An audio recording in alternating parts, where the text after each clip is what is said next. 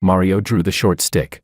The whole room erupted in cheers. Whoever gets the short stick has to be the winner's follower for 7 days. No backing out. Before I could speak, Virginia was already smiling as she pressed the stick into my hand. You've been spoiled since you were a kid. This is nothing to you. I stared at her. You did that on purpose. She didn't deny it. Mickey stood up, his voice trembling. Don't make things hard for Mario. I'll take the loss for this round. She turned back to him immediately. No need. Don't overthink it. My phone vibrated. A message from her popped up. Mickey is insecure. He can't handle being looked down on. You're resilient. Help him out. I didn't reply. Another message followed right away. As long as you agree, I'll listen to you from now on. I looked up at her. Her expression was calm, as if everything was only natural. I set my glass down. What if I don't agree? Her face turned cold. Mario, if you can't handle losing, then our marriage is off. The air froze instantly. Everyone was staring at me. She thought I would back down. After all, the wedding was next month. I stood up. Since you're using the engagement as leverage, in front of everyone, I took off the ring and placed it on the table. This marriage is cancelled. Chapter 01. That day of the company retreat, I hadn't planned to attend. The marketing department's quarterly results had just come out, so good they were almost blinding. I knew what was mixed into that good, but I said nothing. I'm Mario, 30 years old, one of the company's founders, holding a decent share. On the surface, I carry the title of department manager. To outsiders, I'm always mild-tempered, easy to talk to, rarely slamming the table in meetings. But the real decision-making power has never been on the conference table. The retreat was held at a resort on the outskirts of the city. We booked an entire banquet hall floor. The lighting was warm yellow. Crates of beer kept coming in, and the younger staff were especially lively. Virginia sat on my left. She's the head of the marketing department, and my fiancée. In others' eyes, she's gentle, considerate, always smiling when she speaks. Only I know that what she's best at is turning softness into a weapon. On her right sat Mickey, a marketing assistant, 27, from an ordinary background, soft-spoken. At work, he always kept his head down, like he was afraid of stepping on someone's shadow. But I've seen the look in his eyes when he raised his head in the parking lot. There was nothing submissive about it. After several rounds of drinks, someone suggested a game of drawing sticks. Whoever gets the short stick has to be the winner's follower for 7 days. Cheers broke out everywhere. I wasn't interested, but I didn't refuse either. Virginia stood up to host, smiling naturally. We're all colleagues. It's only fun if there's some excitement. She handed the container of sticks to me. Mario, you go first. Her voice was soft, almost like she was acting cute. I reached out and drew one short stick. Laughter exploded around me. I looked up at her. Her gaze stayed on me for only a second before shifting to Mickey. He lowered his head and said softly, maybe we should just drop it. Mario is the department manager. Don't make things hard for him. That's what he said. But his hands didn't move. Suddenly, Virginia stood up, her voice carrying a hint of grievance. Mario is the department manager after all. Everyone, let's not make things difficult for him. Let's just say I lost this round. I'll take the punishment. The room fell silent for a moment. On the surface, she was helping me out. In reality, she was telling everyone I drew the short stick, yet couldn't even afford to lose a simple game. My phone vibrated. A message from her. Mickey is insecure. He can't stand being looked down on. You've been spoiled since childhood. You're strong under pressure. It's just 7 days of being a follower. Not a big deal for you. As long as you're willing to help, I'll listen to you from now on. I stared at the message and let out a small laugh. She's always like this, dressing favoritism up as kindness, turning manipulation into trust. I didn't reply. Mickey stood up again, his voice even softer. Virginia, you don't have to do this. I can handle it. But as he spoke, his eyes flicked toward me. That wasn't insecurity. That was testing me. Seeing that I didn't move, Virginia's expression slowly turned cold. Then she spoke out loud, in front of everyone, Mario, if you can't handle losing, then our marriage is over. The glass tapped lightly against the table, making a crisp sound. Everyone around us froze. Someone tried to persuade me. Mario, don't be impulsive. Another whispered, it's just a game. Don't blow it up. Virginia looked at me, the corner of her lips slightly raised. She knew me too well. Every time we argued in the past, as long as she brought up the engagement, I would take a step back. She thought this time would be the same. Chapter 2. I picked up my glass and took a sip. The alcohol burned. I set the glass down. Since you're using the engagement as a bargaining chip, then this marriage is cancelled. It felt like the air had been sucked out of the room. Someone dropped their chopsticks onto the floor. Mickey's head snapped up. The smile on Virginia's face froze. What do you mean?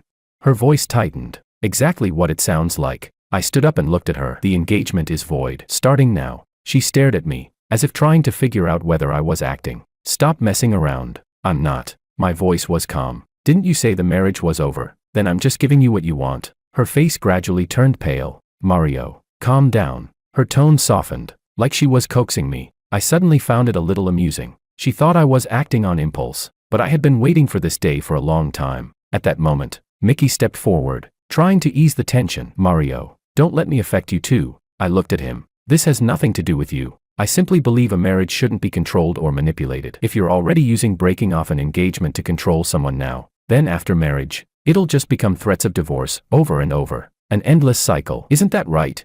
His lips moved, but he said nothing more. The murmurs around us grew louder. People began whispering. Is this for real?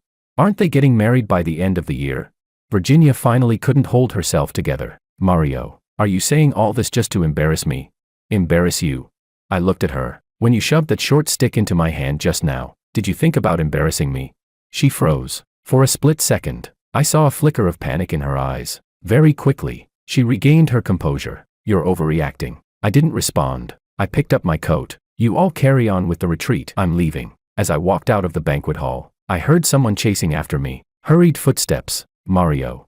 It was her. I didn't turn back. The night breeze was a little cold. The lights in the parking lot stretched my shadow long. I got into the car and shut the door. My phone vibrated again. A message from her. You still have time to take it back. I stared at the screen for a few seconds. Then I replied. Tomorrow, the company will receive a formal notice. Sent. I tossed my phone onto the passenger seat. Started the engine. The moment the headlights came on, I suddenly felt lighter. Some relationships look like they belong to two people, but in reality, they've long been maintained by just one. She thought I would keep backing down. She thought the engagement was her permanent leverage. What she didn't know, I had already walked away from the table. The car drove out of the resort. In the rearview mirror, the lights faded into the distance. This game, she hadn't even realized it was already over. Chapter 3. I had just backed the car out of the parking space when someone yanked hard at the driver's door. Locked. Virginia came running over in her heels, breathing fast. One hand pressed against the window. I rolled it down. What exactly are you trying to do?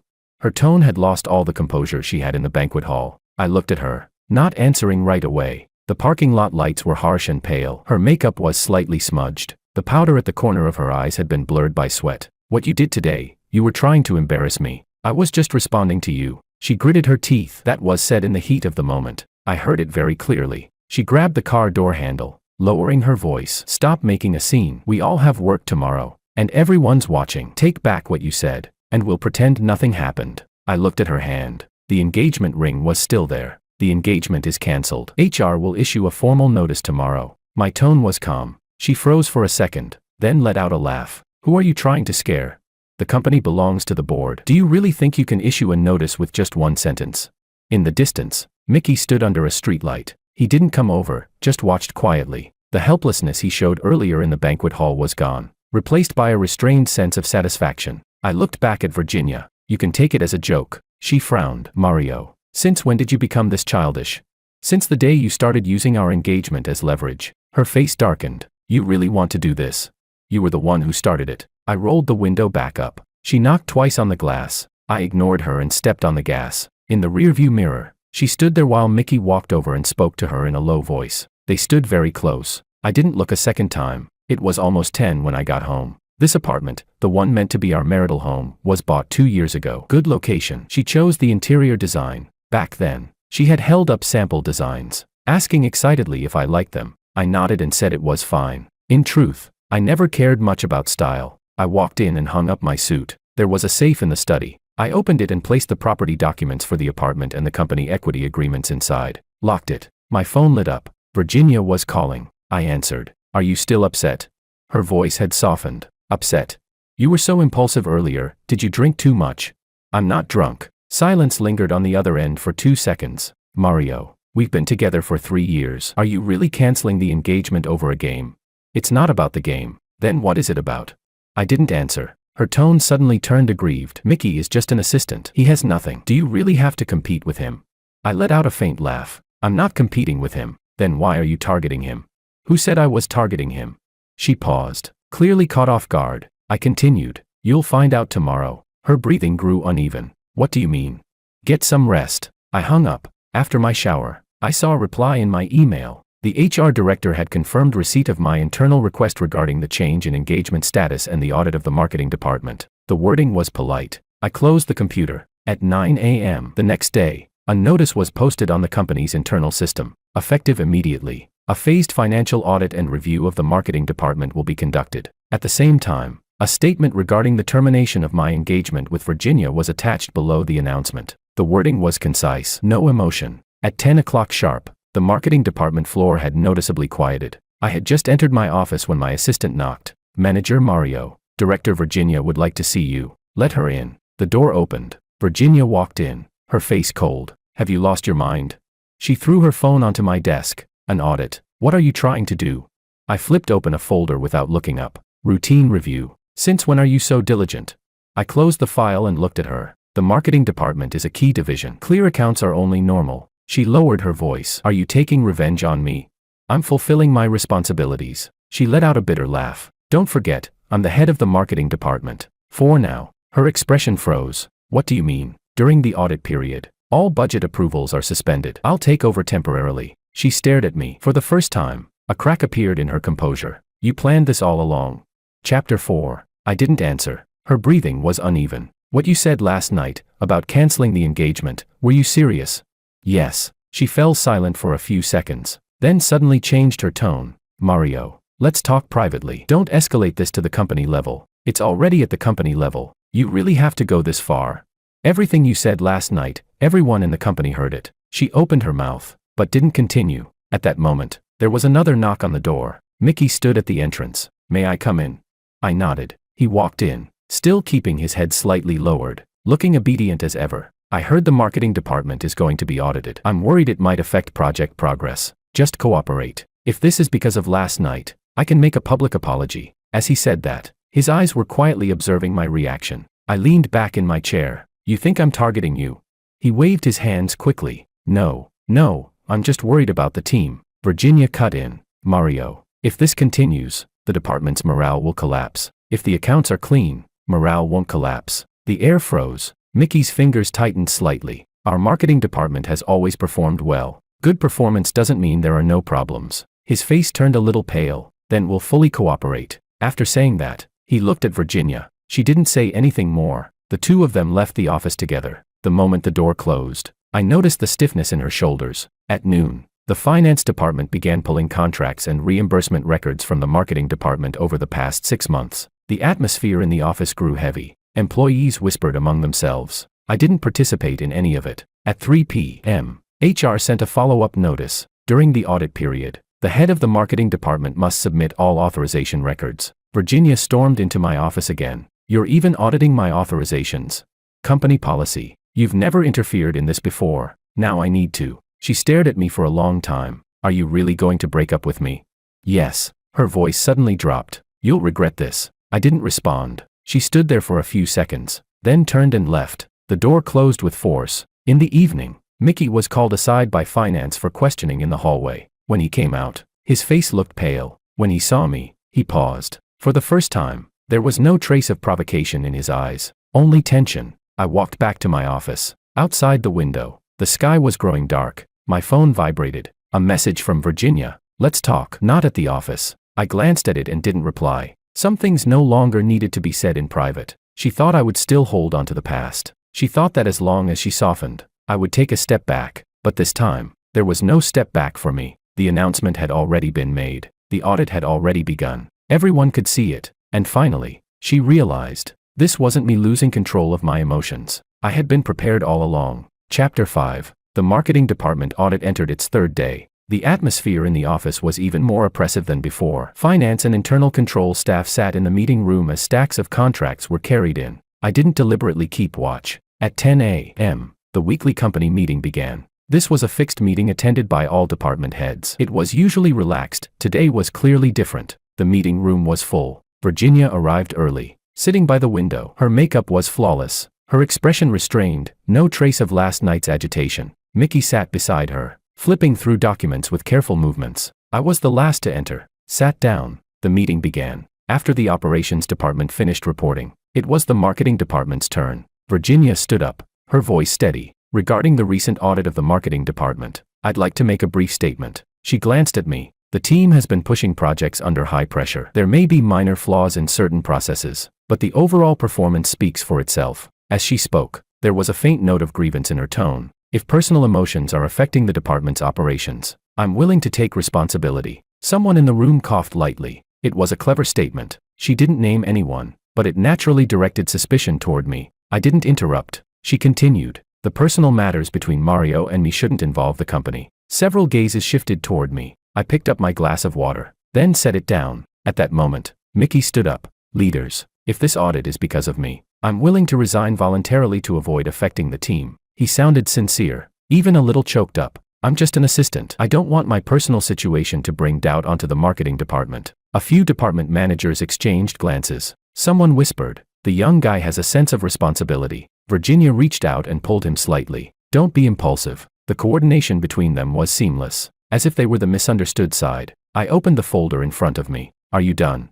The room fell silent. Virginia looked at me. Do you have anything to add? I pushed a few printed pages to the center of the table. These are the marketing department's expense details over the past 6 months. My tone was flat. Ad placements, channel rebates, outsourced planning costs. The numbers look very good. I paused briefly. Also very concentrated. The finance director looked up. Mario, what exactly are you implying? I turned on the projector. A spreadsheet appeared on the screen. From June to August, marketing promotion expenses increased by 40% year-over-year. But during the same period, the growth rate of signed clients was only 15%. The sound of pages flipping filled the room. Virginia frowned. Market competition has intensified. Rising costs are normal. Normal. I nodded. Then let's look at the details. I moved to the next page. In July, 3 outsourcing contracts totaled $1.8 million. The vendor name is the same. The contact person is the same. The registered address is the same office building. Mickey's fingers froze. Virginia's expression tightened. This is a planning company our department consistently works with, she explained quickly. A common partner in the industry. Is that so? I pulled up a screenshot of the company's registration information. This company was established less than a year ago, with a registered capital of $500,000. One of the shareholders is Mickey's college classmate. The air froze instantly. Several people looked up at once. Mickey's face turned pale. He's just a friend. His voice became slightly urgent. I wasn't involved in any fund allocation. I looked at him. I didn't say you allocated funds. I'm simply pointing out the related party connection. The finance director frowned. Who approved these contracts? Virginia answered immediately. I authorized them. Her tone was firm. The project needed to move quickly. There wasn't time for price comparisons. Then we'll review everything together. My voice remained calm. Since you authorized it, the audit will be more comprehensive. She looked at me. For the first time, unease surfaced in her eyes. You're suspecting me? I'm questioning the data. Chapter 6. No one spoke in the meeting room. The operations director said quietly, if there's a risk of related party transactions, it must be clarified. Mickey remained standing, his palms visibly sweating. I can cooperate with the investigation. He tried to stay composed, but I hope no one is misled. I didn't look at him again. Misled? I flipped to the next page. 2 events in August, the venue costs doubled. Compared to the same period last year, same hotel, same scale. Explanation. Virginia pressed her lips together. Prices have gone up. Someone in the room sighed softly. The finance director spoke. Mario, where did you retrieve these figures from? The financial system. The original documents are still under audit. I nodded. This is just a preliminary comparison. I closed my laptop. I'm not drawing conclusions, but the issues are already here. Virginia finally couldn't hold it in. You're trying to humiliate me in public. If you think data is humiliation, then the problem is even more serious. Her face turned pale. Our performance is real. No one is denying that. But the cost structure is abnormal. The tension in the room tightened. Mickey suddenly spoke. If Mario doesn't trust us, then I'm willing to take responsibility. Take responsibility for what? I looked straight at him. Did you sign the contracts? He choked. No. Did you approve the funds? No. Then what exactly are you taking responsibility for? His throat moved. No words came out. Several board members exchanged glances. Virginia took a deep breath. Mario, what exactly do you want? I looked at her. Transparency, clarity, no hidden agendas. Her eyes flickered. Are you implying that Mickey and I have an inappropriate relationship?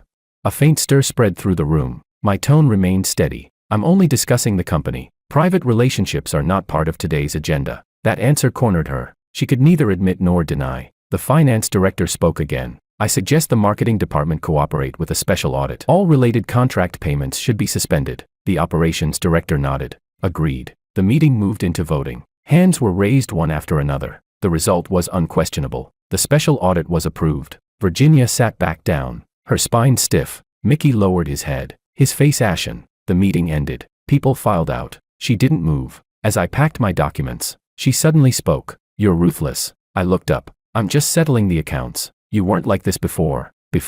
I trusted you." Her gaze wavered. "You think I betrayed you?"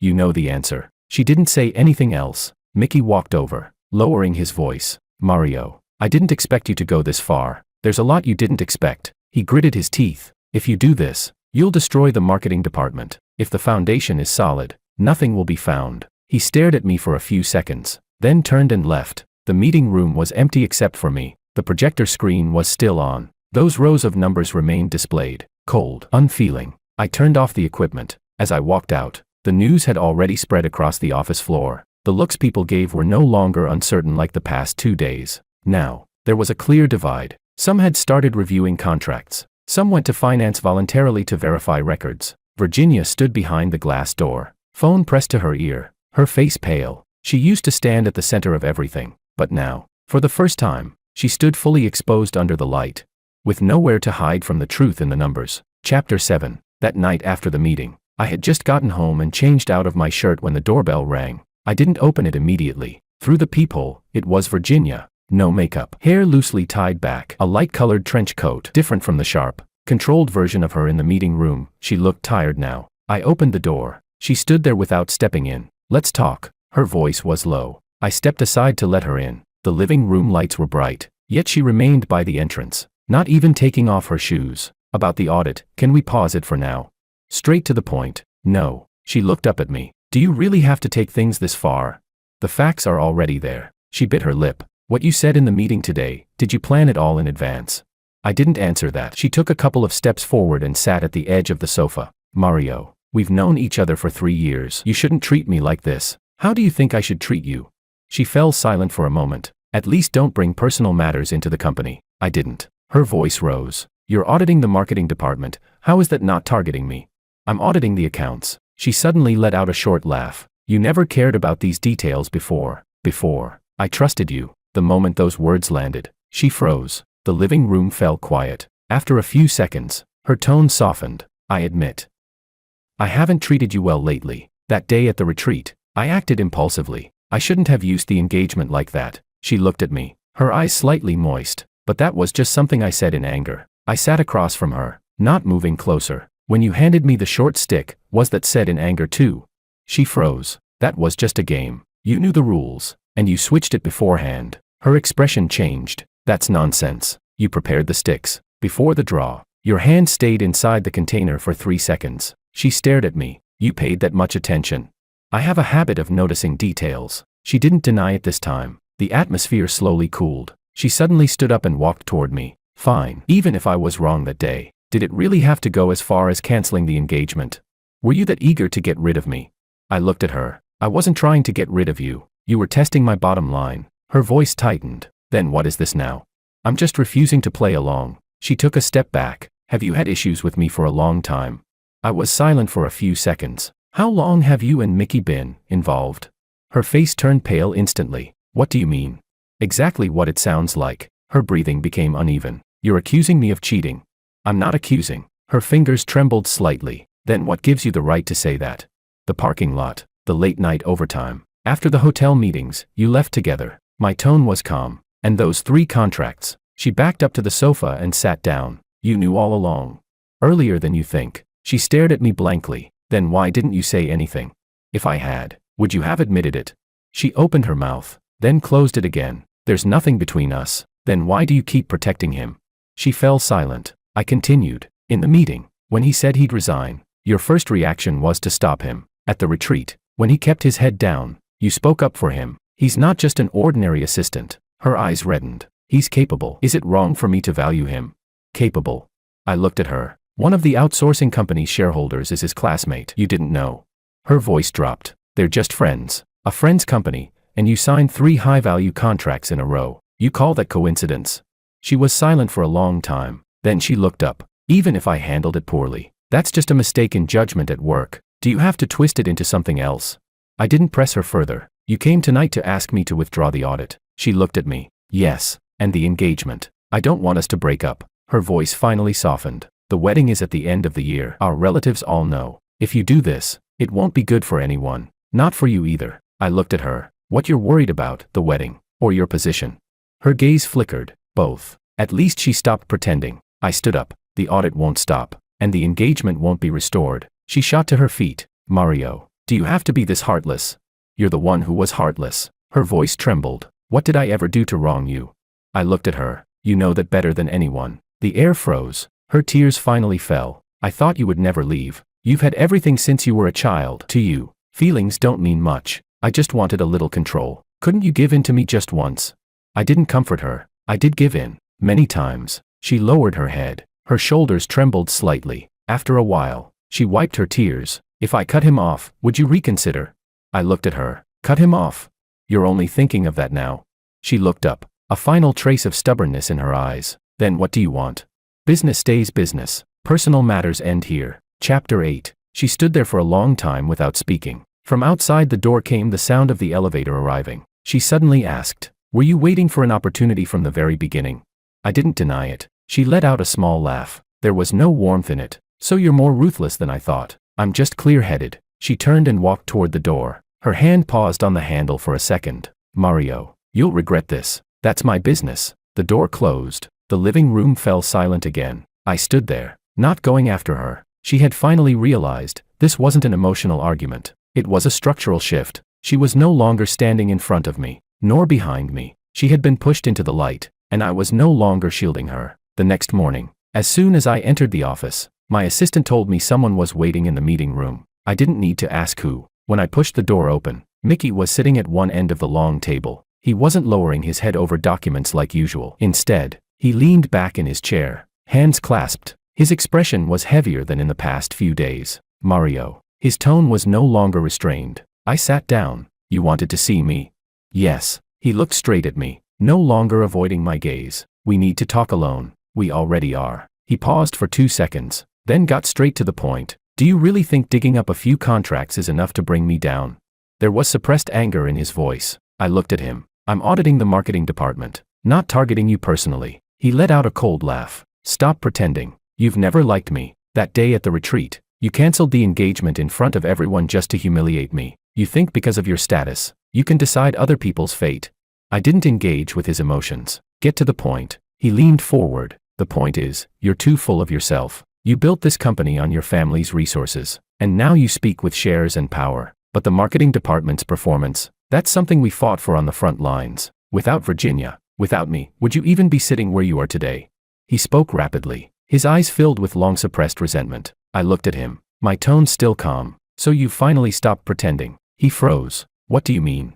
An insecure assistant wouldn't say things like that. His expression shifted slightly. "People change. You think I'll always be the one serving you tea?" I didn't argue. He continued. "Virginia is with you because you have good conditions. But what have you given her?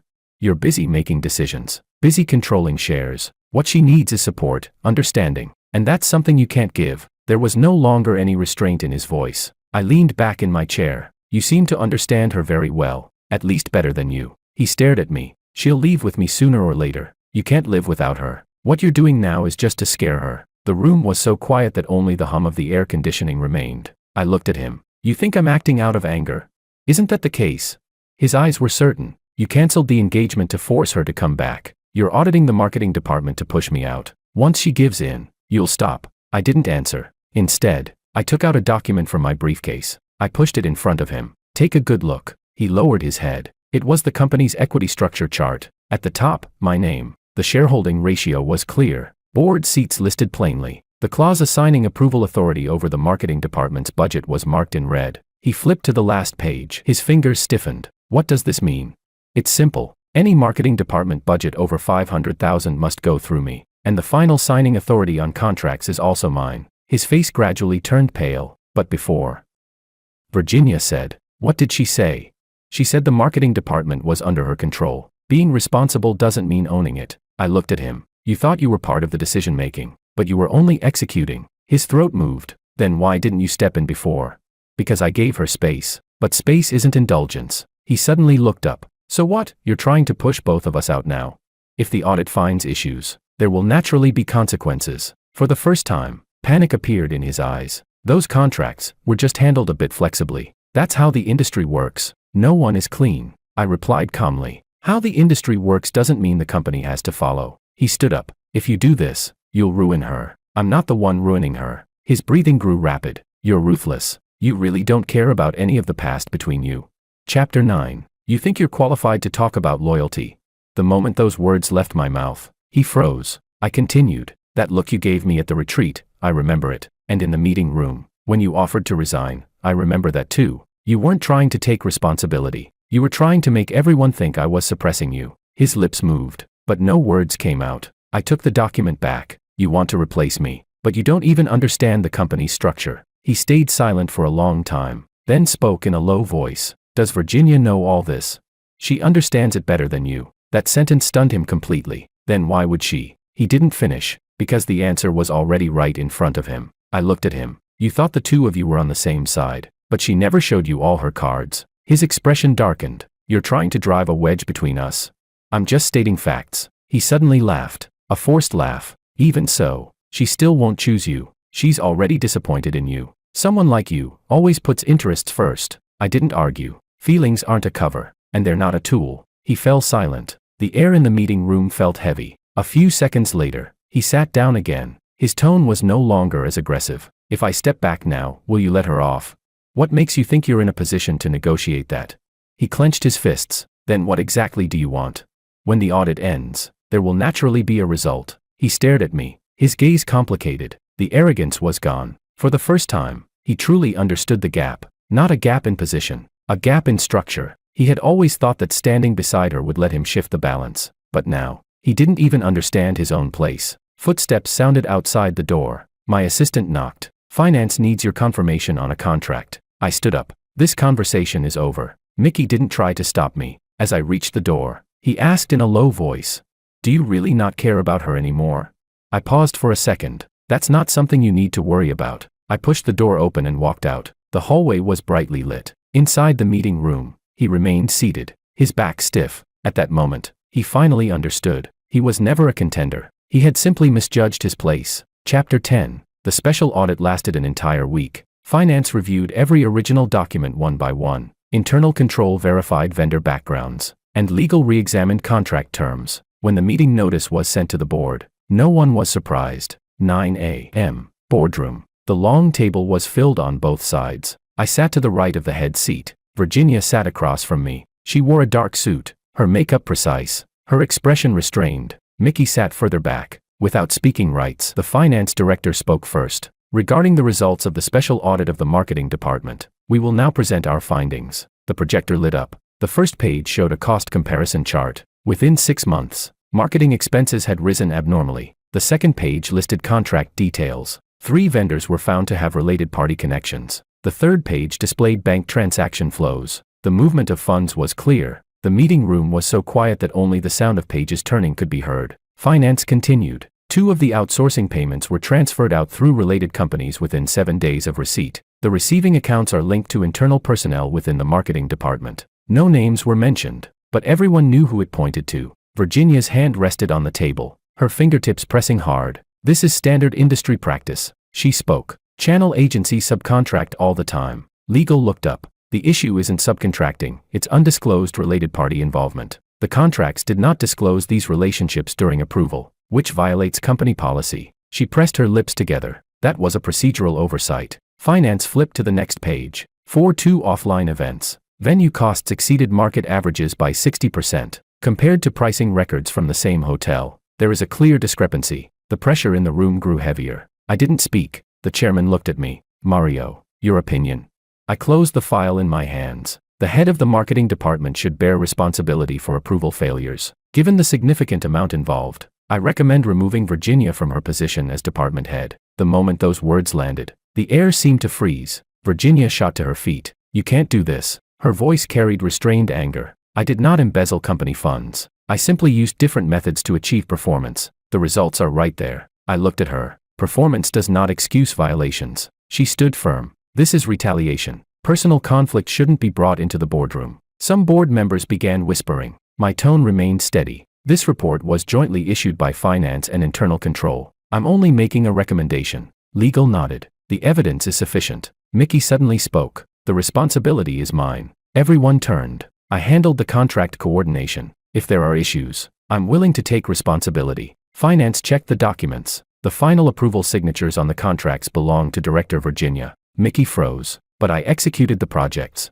The chairman cut him off. You are not the responsible party. One sentence forced him back into his seat. Virginia looked at me. For the first time, there was no firmness in her eyes. Mario. She changed the way she addressed me. We can talk privately. There's no need to take it this far. I didn't respond to the shift. This meeting concerns corporate governance. Her breathing grew heavier. Are you really going to remove me from this position? This is subject to board voting. I turned to the chairman. Please proceed with the vote. The meeting moved into the voting process. Hands were raised one after another. The result came quickly. Removal from the position of head of marketing. Suspension pending further investigation. The moment the conclusion was announced, all color drained from Virginia's face. She sat down. Her fingers trembled slightly. Mickey stood up. What about me?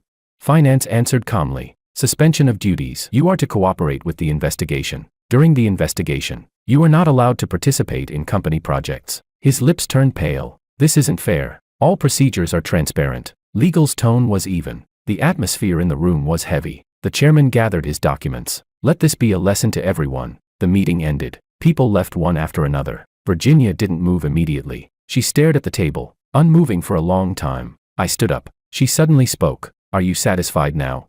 I paused. This is the system. Don't hide behind the system. She looked up. Her eyes red. You could have handled this internally. I gave you a chance. When? The day of the retreat. She froze. I didn't continue. Mickey walked over to her. Let's go. His voice was low. The sharpness from the past few days was gone. The two of them left the meeting room together. At the end of the hallway, their figures looked hurried. Chapter 11. That afternoon, an internal notice was issued. The marketing department would be temporarily managed by the deputy director. The nameplate on Virginia's office door was removed. Employees stood at a distance, not daring to approach. When I walked past, no one spoke. Everyone knew the situation had changed. In the evening, I returned to my office. The sky outside was overcast. A supplementary financial report lay on my desk. The figures were cold and precise. My phone vibrated. It was Virginia. Let's talk. I didn't reply. 5 minutes later, she appeared at my office door. My assistant couldn't stop her. She walked in and closed the door. You're not leaving me any room at all.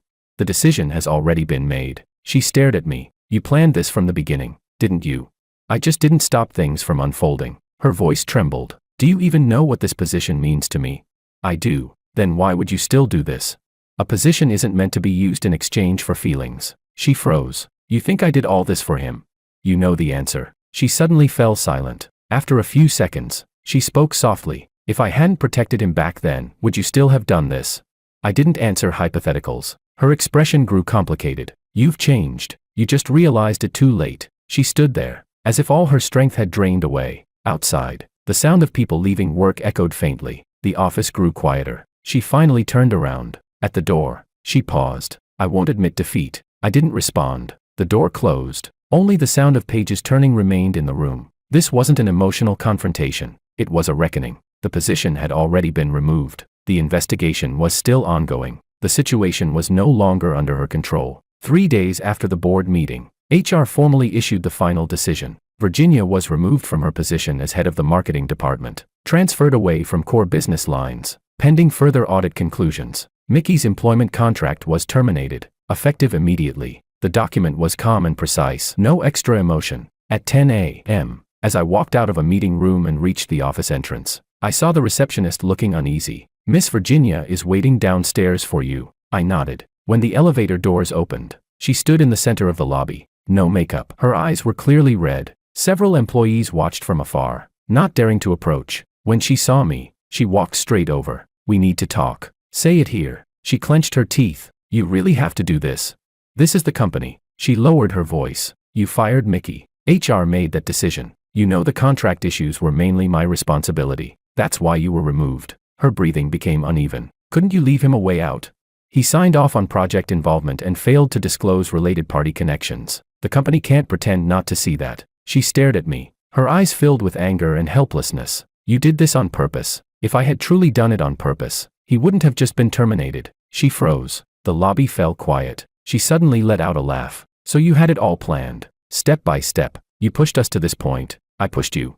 I looked at her. Did I sign those contracts? Was the related company my friends? At the retreat, was I the one who brought up the engagement? Her face turned pale bit by bit. Stop talking. Are you satisfied now? I didn't answer. She suddenly stepped forward. What about the apartment? The topic shifted abruptly. We chose it together. I picked the design. And now you just cancel everything like that. The property is registered under my name. Her voice rose. That was meant for our marriage. Meant for doesn't mean it belongs to you. Her shoulders trembled. You're not even going to give me any compensation. No. Chapter 12. She looked as if something had been knocked out of her. Mario, you're ruthless. I admit the contract issues. I accept losing the position. But what about our relationship? I looked at her. Feelings aren't a transaction, and they're not a shield. Her tears finally fell. Some people in the lobby turned their heads away, not daring to watch. She tried to suppress her sobs. I regret it. I really regret it. Can you give me one more chance? It was the first time she said it. No posture, no calculation, just panic. I didn't step closer. A chance isn't something you only remember now. She wiped her tears forcefully. There really wasn't anything like what you think between me and him. He was just helping me with the workload. Those contracts. I just chose convenience. I never meant to harm the company. My tone remained flat. The result has already happened. She looked at me, as if grasping for a final thread. If I leave the company, would you reconsider us? No. The answer came without hesitation. She froze. The last trace of hope in her eyes went out completely. At that moment, a commotion came from the entrance. Mickey rushed in. Security followed behind him. I need to see Mario. His voice was hoarse. His clothes were wrinkled. His expression anxious. I looked at him. What is it? He walked up to me. Termination. I can accept that. But you can't put all the responsibility on me. I didn't take anything. The money didn't go into my account. I looked at him calmly. No one said the money went to you. You were involved in the contract process. The company has records. His breathing became rapid. You're driving me into a corner. How am I supposed to find another job after this? That's something you need to think about. He turned to Virginia. You're just going to stand there and watch. Virginia's expression was complicated. Mickey. Her voice was low. You should go back. Go back. He suddenly laughed. I have nothing left now. Where am I supposed to go back to? The atmosphere in the lobby tightened. He looked at me. Aren't you rich? Aren't you generous? Haven't you always acted so decent? And now? I didn't respond to his emotions. The company isn't a charity. If you break the rules, you face the consequences. His fists clenched. You think you've won? I looked at him calmly. These are the rules. He stared at me for a few seconds, then turned to Virginia. Come with me. Let's leave together. Didn't you say you'd support me? Virginia stood frozen. Her gaze flickered. Mickey. What? You're still thinking about him?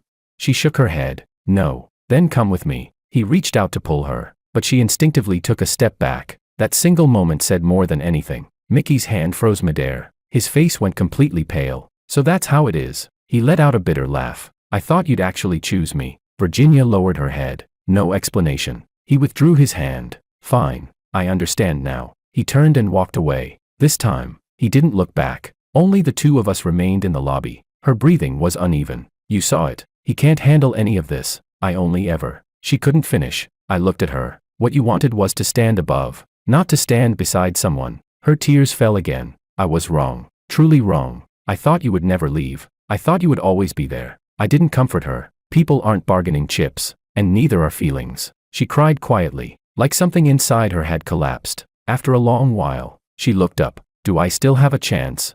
No. This time, she didn't argue. She straightened herself. Her eyes were empty. Okay, I understand. She turned and walked out. Her steps were unsteady. The lobby doors opened and closed. The glass reflected her departing figure. The company returned to its rhythm. Some people went back to work. Some whispered quietly. Everything seemed to fall back into order. Except, some people would never come back. Chapter 13. A month later, the acting head of the marketing department was officially promoted. The new director, surnamed Joe, had been transferred from operations. He worked decisively, with clear processes. In the first week, he reorganized all outsourcing contracts. In the second week, he cut off 3 long-term vendors with poor cost performance. In the third week, he adjusted the advertising structure and reduced the budget by 20%. At the end of the month, the financial report showed that profit margins had actually improved. In the meeting room, the board members looked at the data and said little. Some nodded. The company no longer discussed who was right or wrong. Only results mattered.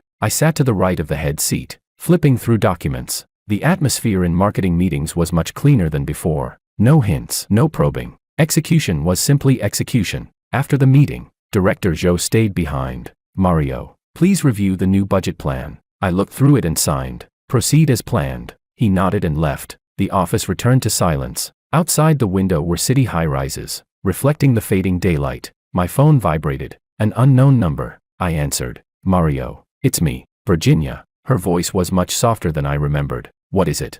I changed my number. She paused. I just wanted to let you know. Noted. There was silence on the other end for a few seconds. How is the company lately?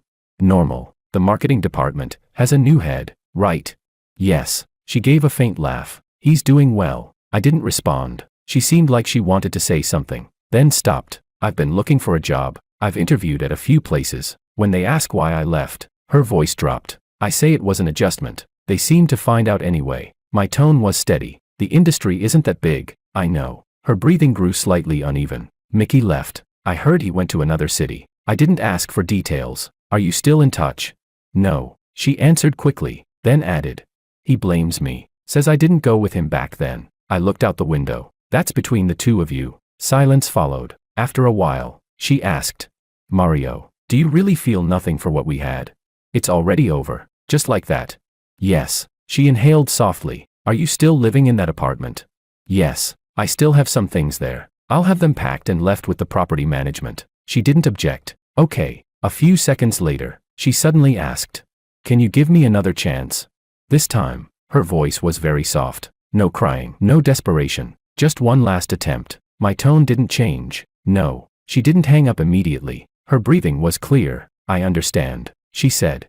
Actually, I already knew that day in the lobby. I just wanted to ask one more time. I didn't respond. Are you doing well now? She asked. I'm fine. That's good. The call ended. I placed the phone back on the desk. I didn't block the number. Didn't save it either. Just a number. In the evening, I stood in front of the floor-to-ceiling window in my office. The city lights gradually came on. My reflection appeared in the glass. This past month had moved quickly. The audit ended. The department restructured. Contracts renewed. Many people had asked whether it would affect the company's reputation. The answer was clear: when direction is firm, the team adapts quickly. Later, my assistant knocked. The materials for tomorrow's signing ceremony are ready. Leave them on the desk. Understood. The door closed. On the desk lay the contract for a new channel partnership. Not a large amount, but the terms were clear. No room for ambiguity. I flipped through the last page and signed. My phone vibrated again. A message. Sorry. Just that one word. No name. I knew who it was. I looked at it for a few seconds. Didn't reply. The screen went dark. I opened my contacts. Found the number. Deleted it. Without hesitation. Night had fully fallen outside. The city was still bustling. The end of many relationships doesn't come with dramatic scenes. It's just a moment. When you realize the other person is no longer part of your future. She once thought I couldn't live without her. Thought the engagement was a lasting card she could always play. But once that card was torn apart, it turned out to be nothing more than paper. I turned off the office lights. Walked out. The hallway was quiet. The elevator doors slowly closed. In the reflection, my expression was calm. Feelings are not bargaining chips, nor are they tests. Some people think you can't leave, only because you once tolerated too much.